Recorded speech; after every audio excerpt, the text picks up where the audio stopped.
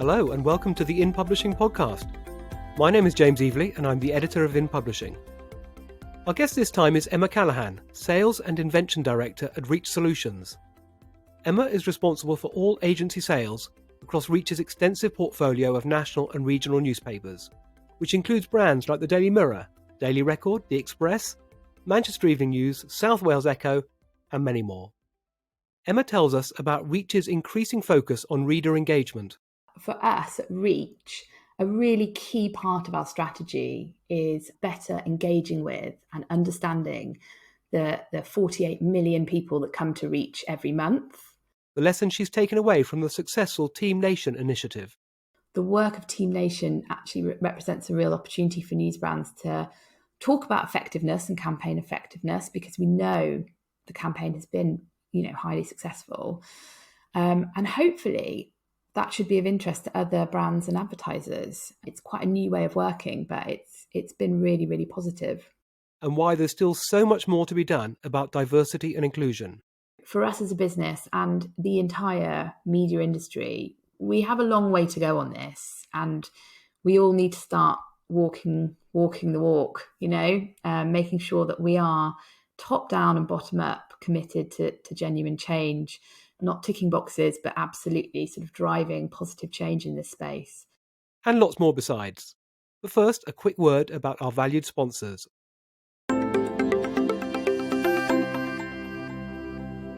We would like to thank our podcast sponsor, Advantage CS, a leading global provider of subscription and membership management software. Capabilities include marketing, sales, payments, and customer relationship software for publishers, membership associations, and information providers.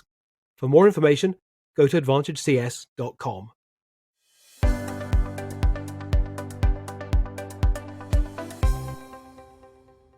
Emma Callaghan is Sales and Invention Director at Reach Solutions, where she is responsible for all agency revenues for Reach's stable of national and regional newspapers. In 2017, Emma was picked out as a future leader by the Women in Advertising and Communications group. Emma, welcome to the In Publishing podcast. Thank you. Now, on your Twitter page, you describe yourself as a news brand enthusiast. Where does that enthusiasm come from, and what makes news media special in your eyes?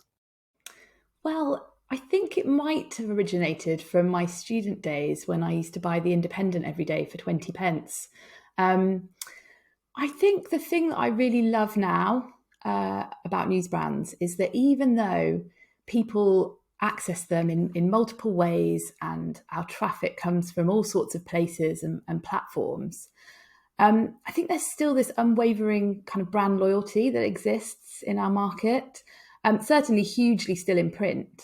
But I think we also see it in digital through successful subscriptions models such as The Times. We at Reach see it hugely with our regional news sites such as the MEN and our live network. So I guess I really like that kind of unique connection that sits there and still exists between readers and publishers. And that people are still really proud to be, a Mirror reader, a Guardian reader, a Telegraph reader, etc. No, I totally understand. So do you think, today's students, going through university, do you think they develop an affection for a news brand in the way that you did and I probably did as well? Well, I think it's different because I think a lot of them access their news through very different ways now. But I do think it still exists, absolutely. I think the digital ecosystem has changed everything for publishers. And, we have to adapt because of that. And we've been doing lots of interesting work actually about brand loyalty in the digital space for digital news brands and those platforms. And I think, the way that you see how newsrooms now are on Snapchat and TikTok and the way that they work with those platforms is going to be really important to that. But I do think it still exists, yes. So in terms of brand loyalty, which you mentioned being shown across different platforms, and you've obviously been doing work on that, what are the kind of key findings of your research in that area?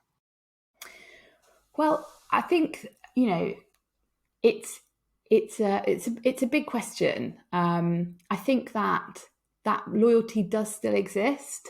And I think for us at Reach, a really key part of our strategy is better engaging with and understanding the 48 million people that come to Reach every month.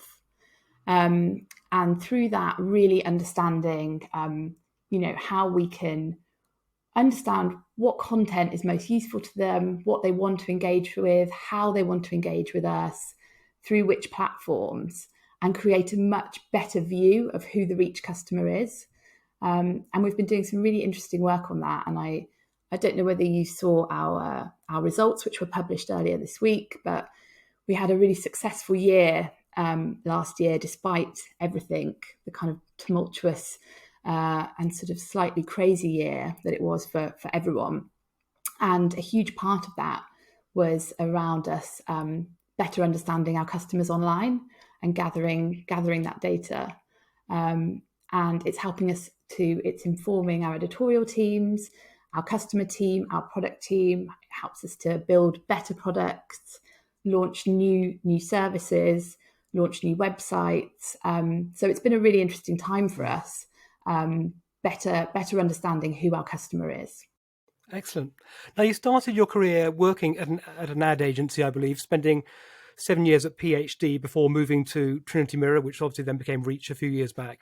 Yeah. How does working for a publisher compare with working for an agency? Well, from an advertising point of view, there are a lot of similarities. And I guess the main one being that we're both charged with delivering effective solutions for advertisers. So media agencies, so where I came from, PhD, and publishers like Reach are increasingly being tasked with delivering growth for their clients and their advertisers. I think the key difference, I'd say, is that when I was at PhD, and as all media agencies are, your work is for your clients. You're focused on their business needs, on their growth, and agencies provide a raft of ever more sophisticated and specialized services for their clients. And I worked on a hugely varied client pool, and I loved my agency years.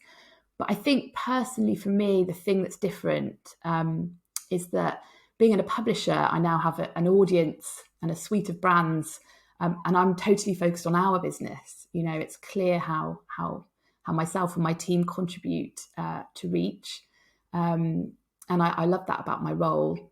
We're all working at Reach towards the goal to grow our own business and essentially deliver our shareholders greater value. And it's exciting to be part of that. Now, your job title is Sales and Invention Director. I was wondering if you could talk us through the invention part, because I haven't seen too many job titles with that word in it, but maybe I'm just looking in the wrong places. Yeah, it's a great title. So I lead the teams within Reach Solutions, which work predominantly with agencies, media agencies, and to an extent directly with clients as well. And Invention is the branded content studio within our commercial team. So my team is split into sort of cross-platform business hubs, which service different agency groups or networks. And then Invention is a larger hub, which is made up of salespeople, but it's also commercial editorial, content strategists, planners, platform experts, project management, designers, creatives, etc. And their role is to pitch for advertiser briefs, which sit outside of sort of standard display advertising. So it's a totally cross-platform content solutions team. And our responses can be anything from video to a Facebook Live event to our contextual targeting tool, newsjacking, to a 4-page print advertorial. There's a whole raft of things we can offer. And it's exciting because it's a growing arm of our business. So we finished last year, despite everything, up 200% year on year, and with massive digital growth year on year. So it's an exciting time to be part of a team like that. So for the branded content solutions, what kind of percentage in terms of the overall whole does that now account for? In terms of our total... Well, in terms of total revenue, how does it divide down between obviously display and the various key things you offer? So it's around 15%. at the moment. Yeah. And growing? And growing, yeah, exactly. And growing in digital very quickly, which is really exciting for us. So in terms of, a pitch from the Invention team, what are they looking to do? I mean, presumably they're looking to be as creative and as imaginative as possible. Are there any good examples of, recent work that has, ticked all the boxes? Yeah, absolutely. I mean, I guess the key thing is that it allows advertisers and brands to come closer to our editorial teams than ever before, really.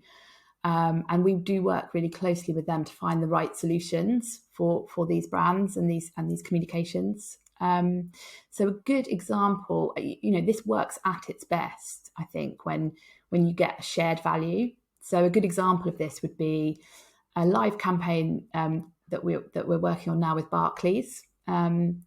Last year, they set up a COVID-19 community aid package to help charities carry out sort of vital work, trying to help those that were affected by the crisis. And really recently, they partnered with FareShare to help redistribute food to people that needed it. And for every £1 that was donated to FareShare, Barclays offered to match by £2.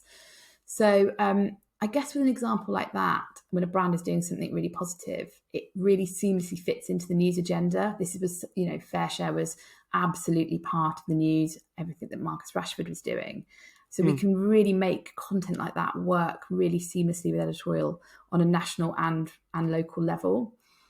So I think, brands come to us, they want to tell various stories. They often come to us because we have this unique mix of our national flagship brands and scale, matched with the ability to target locally, to create localized content, still at scale, but really to tap into communities. And this seems to be a big part of what brands want to do at the moment.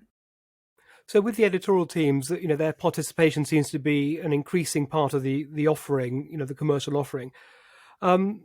Is there an issue ever between, traditionally there's been a big divide between commercial and editorial, a big wall between them. That's obviously blurring a bit, but are there any issues of, any editorial issues? Is there any pushback from them? No, I think, we are very privileged at Reach to have a very close working relationship between editorial and commercial. We're not church and state. We do work together to find solutions. Sometimes advertisers will want to do things that aren't going to be right for us. So we'll work with editorial to find what the right solution is, to find ways to make it work, not only for editorial, but also for our client, because actually they are best placed, to speak to our audiences. They have that unique connection that we touched on before.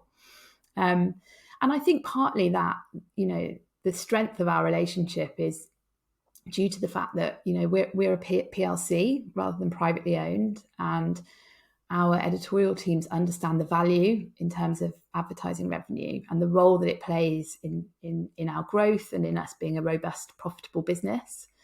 So, I think when it comes to Invention, we have to work really collaboratively with them. We have to make sure it's clearly marked as advertising, and we have to make sure that it's going to resonate with our audience, because, when we get it right, our readers get in touch to thank us. And we actually had that in the cases of work we did with TSB and with Co-op Funeral Care last year.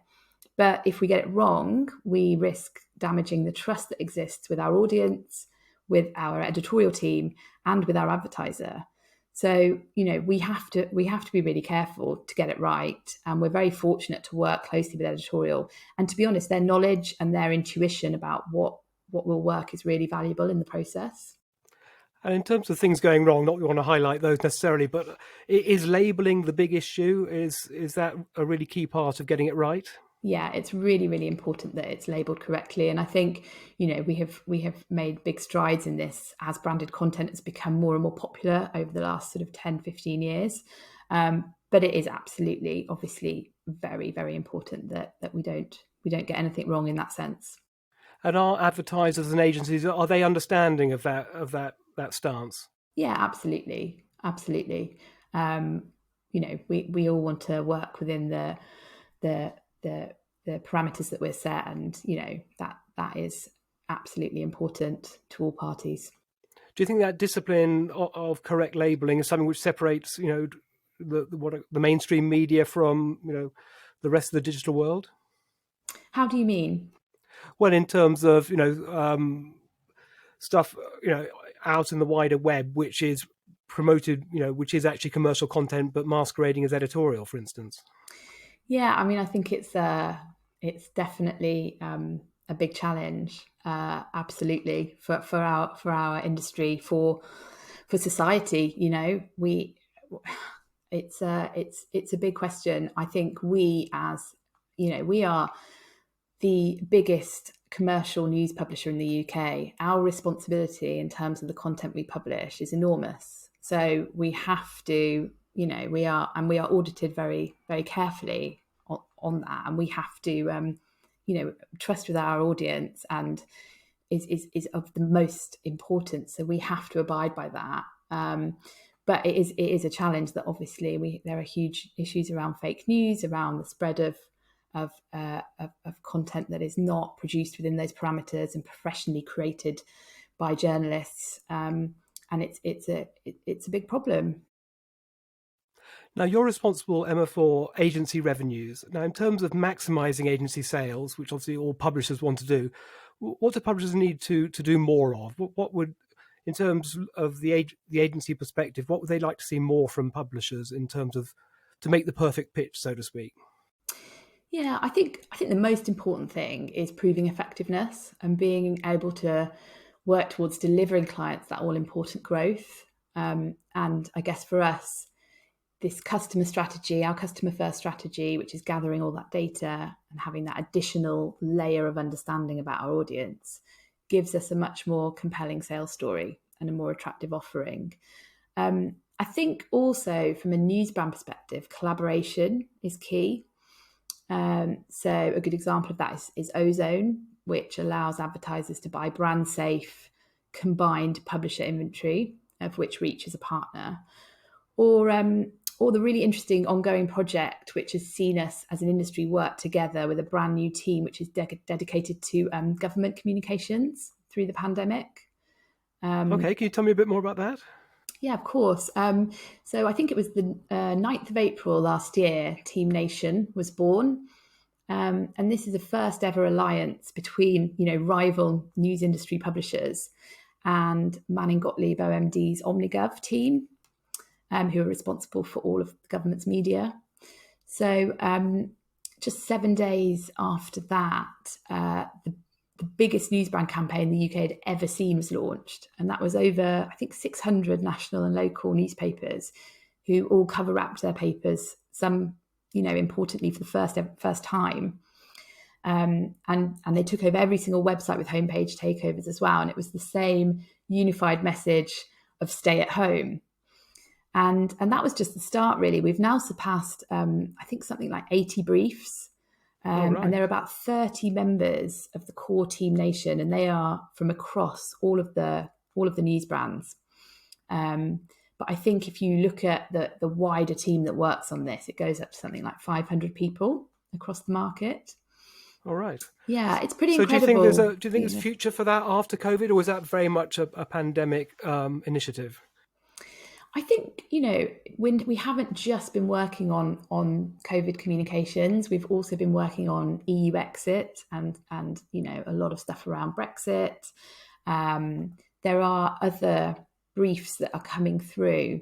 I think what it's proved is that it's pretty incredible what we can achieve when we do come together, and how agile as an industry we can be.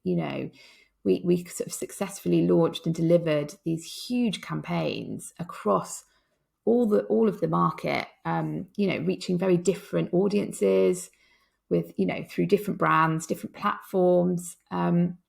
So I think actually the work of Team Nation actually represents a real opportunity for news brands to talk about effectiveness and campaign effectiveness, because we know the campaign has been, highly successful. And hopefully, that should be of interest to other brands and advertisers. It's quite a new way of working, but it's been really, really positive. So do you see that that could be then carried over into more commercial applications as opposed to government communications? Well, potentially, I think there's an opportunity there for sure, because it's been really successful, and for the first time, genuinely has had rival publishers work together really fairly seamlessly. So I think it's a really positive step. That's interesting because I remember years past, the thought of rival publishers working together was kind of fantasy land, but now Yeah. it's happening increasingly. Yeah, I agree, and I think even when I was at PhD, it wouldn't have been possible. But then again, neither would putting a cover up on the Daily Mail. So things are changing. Now, Reach Solutions was named Commercial Team of the Year at the Campaign Media Awards last year, back in September. One of the criteria for the award was that entries had to demonstrate an innovative approach to media. How did Reach Solutions demonstrate that innovative approach? So we've actually just made the shortlist for this year as well. So we're going to be Congratulations. Thank you. We're going to be defending our crown in a couple of weeks' time. So yeah, a lot of our innovation story is around the development of the customer strategy, which I touched on earlier, which is all about us better understanding and engaging our audience. And this has been in place since our CEO, Jim Mullin, joined the business back in September 2019. And we set out with a goal of 2 million registered customers by the end of 2020, but we actually achieved 5 million. The aim is to get to 10 million by the end of next year. And from an advertising perspective, this will gives us a single view of the customer across all of our products, which will give us more sophisticated targeting opportunities and better advertising products to go to market with. A lot of our innovation comes from problem solving and addressing challenges that affect our business or our marketplace. And one of those is around brand safety and the blunt keyword blocking tools which many agencies and advertisers use to ensure that, understandably, their message appears in a brand safe environment. We know how important that is. But in reality, it means that huge amounts of inventory, which is perfectly safe, can end up being blocked. And, as I'm sure you're well aware, it is a challenge across our industry. So to tackle this head on, we launched our proprietary brand safety tool. It's called Mantis. And we partnered with IBM and their AI tool, Watson. And Mantis is able to, basically, it can examine the context and the semantics of a page online to assess whether it's deemed brand safe. So a good example of this would be the word shoot, which appears everywhere in our extensive football coverage, obviously really, really important for us at Reach. But a blunt keyword blocking tool could deem that content as unsafe. So what Mantis can do is identify that the word shoot in that context isn't something, say, a terrorist attack or an unsafe story. It is safe. So it's an exciting product that we're taking to market now. We're working with lots of different publishers, so it's not just a Reach tool. We want to put that out into market to help solve this challenge. So that's another great example of us innovating. And what has the initial feedback been from agencies regarding Mantis? I think that they're very positive. I think what Mantis asks is for agencies to turn off their own brand safety tools, and this is a really big ask of agencies and advertisers because it's asking them to put their full trust in us. So we're sort of in our early stages. We are working with some brands already, and we're seeing really, really positive results. So we hope that this will gather momentum in market for sure. I think the other interesting thing with Mantis is that we are using it more and more in Invention as well. So Mantis can help inform us what content performs best with our audience, what emotions it might drive, And that can help us in Invention when we're trying to create content for a client, can help us inform the best strategy. So we're able to use Mantis for all sorts of interesting things, and it's becoming a really key part of how we of informing strategies sort of across the business. Now, in terms of building up a picture of your audience, obviously the registered readers are a key part of that. Is all your knowledge based around those logins, or do you have information about the people, the non-logged in contingent? Well, yeah, we have vast amounts of behavioural data as well, which we will continue to use. I think the exciting thing about us being able to get a single view of the customer through the Reach ID is that we can build layers of data, so we can understand, far more about someone that might come to read about their favourite football team on the Mirror.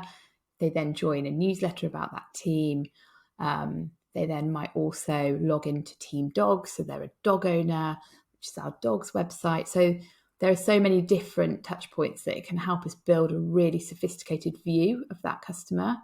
And that helps us inform what kind of content they might like to receive from us. And obviously, from an advertising point of view, makes them incredibly valuable in terms of how we can target them in more sophisticated ways. I can see that the Reach ID and the single customer view is probably critical, and I imagine that is how you make it easier for your product, your advertising to buy for customers, because that's one of your challenges, isn't it? To make your complicated portfolio as easy to buy as possible. Is that all about the single customer view and the Reach ID? Well, it's certainly part of it. And I think from a digital perspective, absolutely. But I think the thing with us is that after the purchase of Northern and Shell back at the end of 2018, we suddenly became a publisher which had over 50 websites, 9 national newspapers, 129 regional newspapers, 2 magazines, numerous, I think about 850 social channels. So I guess when you put it like that, if we go and talk to an advertiser, they might think, wow, gosh, where do I start with that? That sounds very complicated. So we did need to make ourselves easy to buy. And I think digitally that's quite straightforward. We created a massive single source of user data, first party data. And we have the largest publisher owned and operated audience in the UK and a market leading programmatic offering. And we continued to grow our digital first audience through live websites, which are our digital first newsrooms, and then development of newsletters or site launches, podcasts. From a print perspective, we have these numerous titles. So we've created packages which put together our nationals and regionals, and that allows brands to basically buy numerous titles, so achieve scale in the print market, but through one simple buy, one point of contact, one piece of copy. So actually, that's the way that most of our advertisers like to trade with us now. So what are your sorry to interrupt. What are your main packages? Or the most commonly popular ones? So Big City is the Daily Mirror alongside all of our regional dailies. And then Big Reach, which is all of our dailies. So it's the Mirror, the regionals, and the Express and Star. And I think, that it's been very attractive to advertisers. It's much rarer now that an advertiser says, oh, can I just buy one ad in the Mirror? This gives us scale in market in trusted environments. And it's brought new money into regional brands. So it was a really positive business move for us. So that's going to be my next question. To what extent are most of the campaigns you run across titles rather than for single titles? What is the rough percentage split of that? I think probably about 3/4 of advertisers now like to access us through packages, which is a great result for us. But it makes sense. It makes sense for us from a business point of view, of course, but it really makes sense as well to our agencies and our advertisers because it simplifies things. And I think, from a print perspective, we need to make things as simple as possible. Now, as I mentioned in my introduction, in 2017, you were named a future leader by the Women in Advertising and Communications group. Could I ask, what did that award mean to you, and what is the current state of play, do you think, with regards to diversity and inclusion in the in the media and advertising sector? Sure. Yeah, it was a very proud moment actually. And at the time, I remember I definitely had a bit of imposter syndrome because I'd taken on this bigger role at what was Trinity Mirror, and I was quite young, and I was a woman, and I had had a lot of self-doubt. So to be recognised was fantastic. And actually, what it did for me was that as part of the award, I was given some funding to pick a training course and to go through a training course of my choice. And I'd been recommended by my previous CEO at PhD. She'd said to me, you should absolutely do this course that's run by RADA called Executive Presence for Women in Business. And without shamelessly plugging it, it was one of the best things I've ever done professionally and personally. It was absolutely fantastic. And I think, making opportunities like that for training and personal development is really key, and so important. And, to answer the second part of your question, especially when we consider the importance of creating inclusive and diverse working environments, I think for most businesses, last year was the wake-up call that was needed. Certainly at Reach, we audited our business, and we've subsequently employed a head of diversity and inclusion who reports directly to our CEO, and is very busy sort of writing our strategy and plan at the moment. And last year, we did launch some initiatives. For example, we made a commitment to increasing diversity in our newsrooms, by paying for journalists from minority ethnic or less privileged social classes to train in our newsrooms while they complete their diplomas. But I think, for us as a business and the entire media industry, we have a long way to go on this, and we all need to start walking the walk, making sure that we are top down and bottom up committed to genuine change, not ticking boxes, but absolutely sort of driving positive change in this space. And do you think the industry is committed? I mean, as you say, there's been a lot of good, positive talk, across the industry. Do you think that's deep rooted? Do you think it will last and continue? Yeah, I'm ever optimistic, so yes, I do. But I think an example of a business who are doing some really interesting things in this space is one of my agencies, Mediacom. I think they're being really quite brave in their approach, which is essential. Which is in what sense? Well, I think exposing, how they pride themselves on developing a really inclusive culture, and you can see that in the way they run their business. But they are also committed to saying this is, what things that aren't working or things that haven't been right, and then changing them, and actually really usefully sharing that with their clients and partners. And they do a lot of events around this and are very open about their journey. And I think for me, that's really, really useful. And I think it's really interesting. So I think we can all learn perhaps from some of the things that they've done. Excellent. Now, when it comes to digital ad spend, we all know that Google and Facebook take an awful lot, an eye-wateringly large percentage of global digital ad spend. What can publishers do more of, both individually and collectively, to increase their share? Well, I think firstly, certainly from a reach perspective, we need to continue to work closely with Google and Facebook. They're really important partners to us. And the second piece for us is, and I've obviously touched on this, but it's really to accelerate our customer strategy. Because the more we grow those registered users, the more we're able to create more sophisticated and better performing advertising products.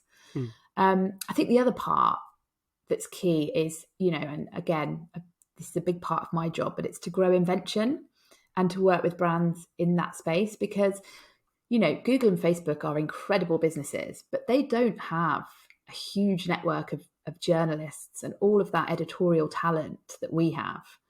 So I think, for me, it's about focusing on what we're good at as a content creating business and excelling at that whilst we continue to work closely with them. Now, looking at news brands and news publishers in general, be it Reach, News UK, Guardian, whoever. When it comes to internal planning meetings, when you'll get together with colleagues from editorial, circulation, marketing, what are you asking them for more of? What in the ideal world would the commercial teams like to see their colleagues delivering? So I think the key thing is driving collaboration and communication with all these teams, and then also having shared goals. So as a PLC, again, we have editors and circulation sales directors and marketing directors that really understand our world. And I think in some ways the customer value strategy has really brought the entire business together, because we're on a very clearly communicated path. We have goals in place, which will help all of our departments, whether that's marketing, whether it's circulation, editorial, the customer team, the product team, the commercial team. It should help all of those departments achieve more, grow, deliver better results.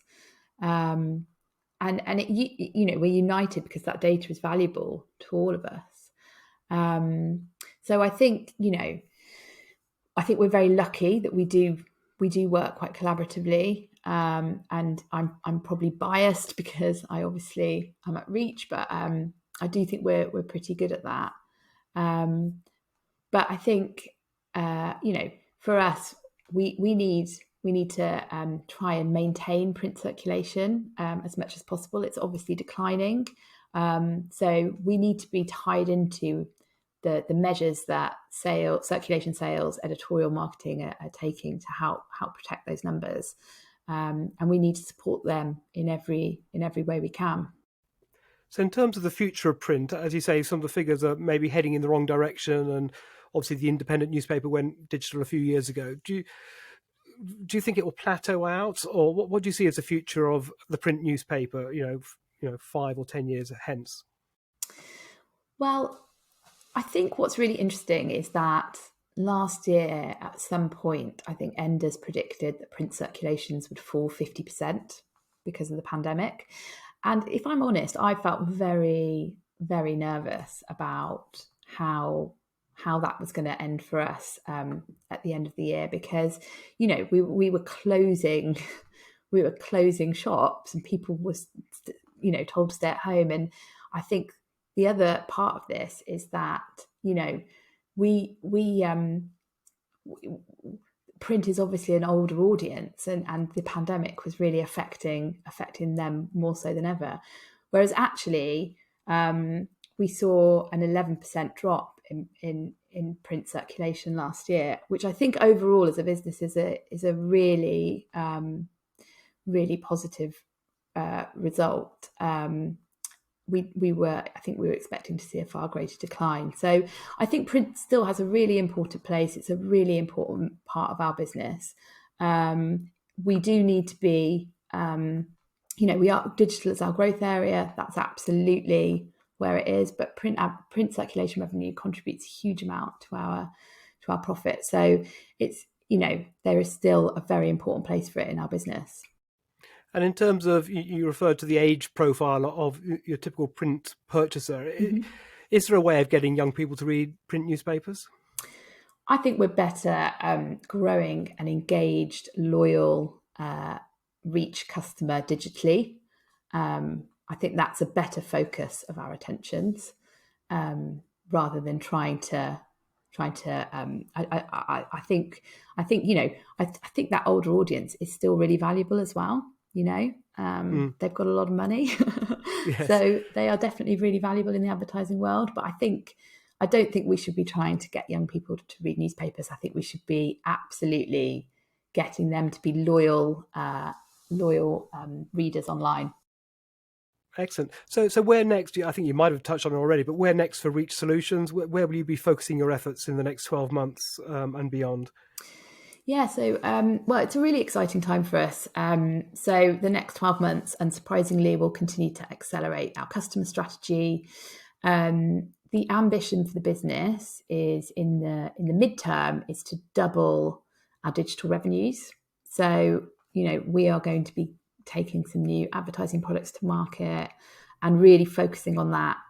And Invention, we've been working on a new planning process, which we'll take out to clients at some point as well, which is basically us utilising our data to help better inform our creative strategy and our pitching process and when we're responding to briefs.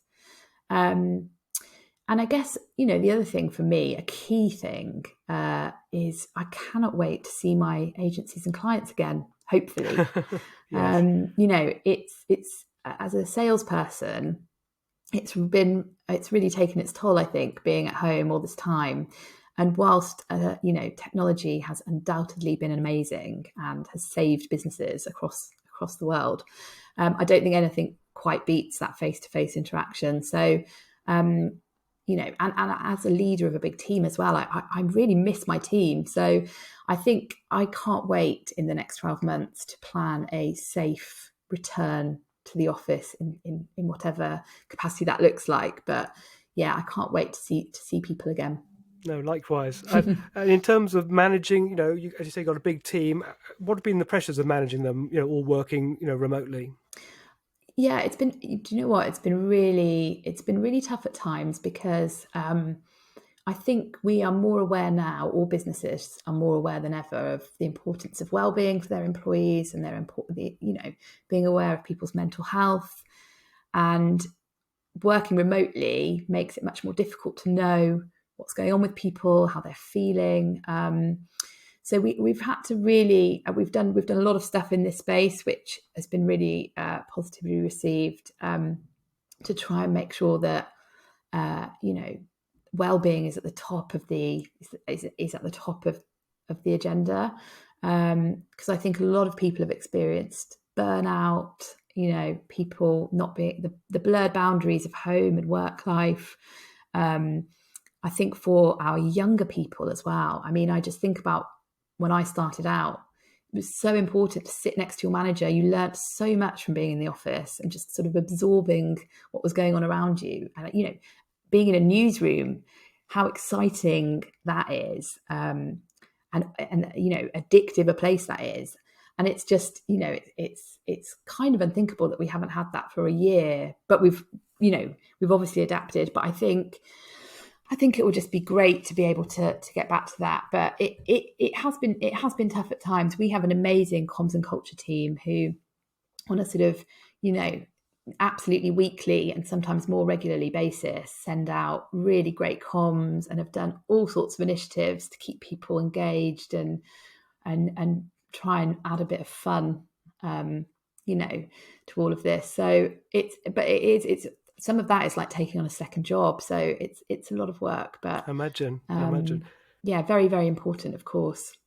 And if the roadmap, out of this lockdown, holds true, and we're in theory, have more freedoms towards the end of June, when do you think you and your colleagues might actually be back in the office and meeting your clients and agencies in person?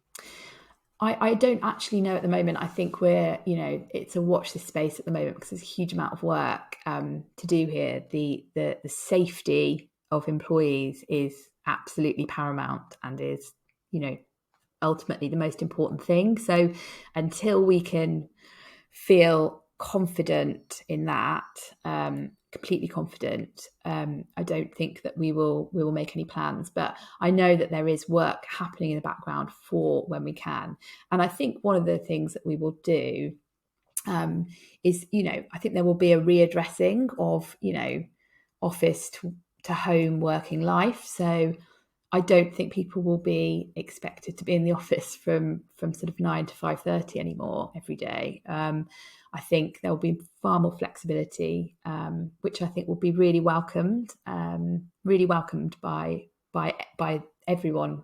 I think a combination of home working and office working will be really effective for us. So I do look forward to that. Balance, yes. Yeah. Brilliant. And finally, Emma, a question we ask all our guests on the podcast: outside of work, what do you do to relax? Well, to the detriment of my waistline, I really enjoy cooking, and so with the absence of any restaurants for quite a long time, I've really enjoyed sort of experimenting a bit in the kitchen. My other real passion is traveling and exploring new places, but that's obviously been a bit on the back burner. But one thing I did discover actually through 2020 and what's happened to us is that I actually really like relaxing through walking. And I've discovered so much about my local area. I've started to try and walk everywhere, really. I think sometimes when you live in London, the mixture of impatience and convenience means you just jump on a tube without really thinking about much. But I'm definitely going to try and maintain that. And I actually walked home from London Bridge a few weeks ago, and it was lovely. I did work calls, Noticed things you'd never seen before. listened to a podcast, did some work calls. Yeah, it was, and the city was empty, and it was a beautiful day, and I just thought, this is great. So hopefully, I'd never have done that in normal times. So I'm hoping that I keep that as part of my routine. Okay, just one follow-up question on the cooking front. So what do you particularly like? What's your favourite dish to make? Oh, that's such a good question. I mean, I do love cooking a Sunday roast. Absolutely love it. It takes hours, and I usually use every single utensil in the kitchen, so it takes the same amount of time to clear up afterwards. But I do love a Sunday roast. Sounds delicious. Emma Callaghan, thank you very much for being our guest on the In Publishing podcast. Thank you for having me.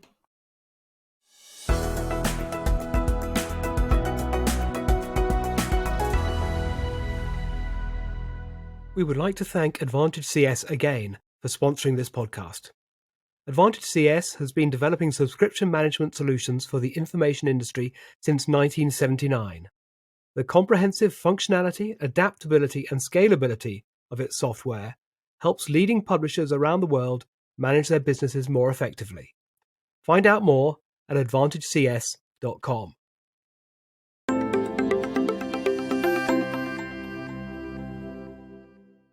Thank you very much to Emma for being our guest this time. I was particularly interested to hear her views on the increasing use of reader data to drive commercial sales and the opportunities for rival news brands to work together. You can find out more about Reach Solutions at reachsolutions.co.uk, and you can find out more about Emma on LinkedIn. If you'd like to know more about us, then check out our website at inpublishing.co.uk or email us at editorial@inpublishing.co.uk. Thank you for listening, and do join me in 2 weeks' time for another In Publishing podcast. Bye for now.